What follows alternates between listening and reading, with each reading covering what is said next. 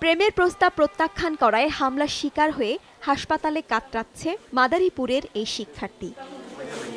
Police জানায় ১ বছর আগে কালকিনি উপজেলার সাহেবরামপুর এলাকার রোমন আকনের সঙ্গে বিয়ে ঠিক হয় ওই শিক্ষার্থীর, কিন্তু পারিবারিক কারণে বিয়ে ভেঙে যাওয়ার পর বিষয়টি মেনে নিতে পারেনি রোমনের ছোট ভাই শামুন। তখন থেকেই স্কুলে যাওয়ার পথে প্রায়ই ওই ছাত্রীকে উত্ত্যক্ত করার পাশাপাশি প্রেমের প্রস্তাব দিয়ে আসছিল শামুন, কিন্তু এতে রাজি না হওয়ায় আরও ক্ষিপ্ত হয়ে ওঠে সে। এরই ধারাবাহিকতায় মঙ্গলবার সকালে স্কুলে যাওয়ার পথে ছাত্রীর ওপর দলবল নিয়ে হামলা চালায় শামুন। এ সময় ধারালো অস্ত্র দিয়ে মাথায় ও পেটে আঘাত করে পালিয়ে যায় তারা। আহত অবস্থায় তাকে উদ্ধার করে উপজেলা স্বাস্থ্য কমপ্লেক্সে ভর্তি করেন স্থানীয়রা।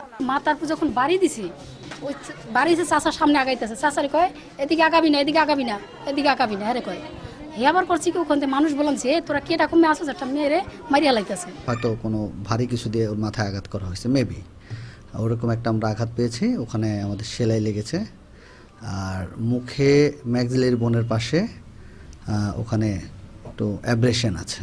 এই ঘটনার তীব্র প্রতিবাদ জানিয়ে সুষ্ঠু বিচার দাবি করেছেন আহত শিক্ষার্থীর সহপাঠীরা। তার যে এরকম নৃশংসভাবে যে এরকম করছে তার বিচার চাই। কঠিন থেকে কঠিনতম শাস্তি হয়, যাতে আর কোনো ছেলে এইসব দেখে দেন আর কিছু না করতে পারে। বিষয়টি খতিয়ে দেখে ব্যবস্থা নেওয়ার আশ্বাস দিয়েছে পুলিশ। লিখিত বিষয়ে মামলা দিলে আমরা প্রয়োজনীয় আইনগত ব্যবস্থা নিতে পারবো।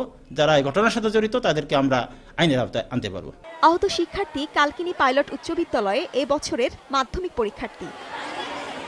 সময় সংবাদ, মাদারীপুর।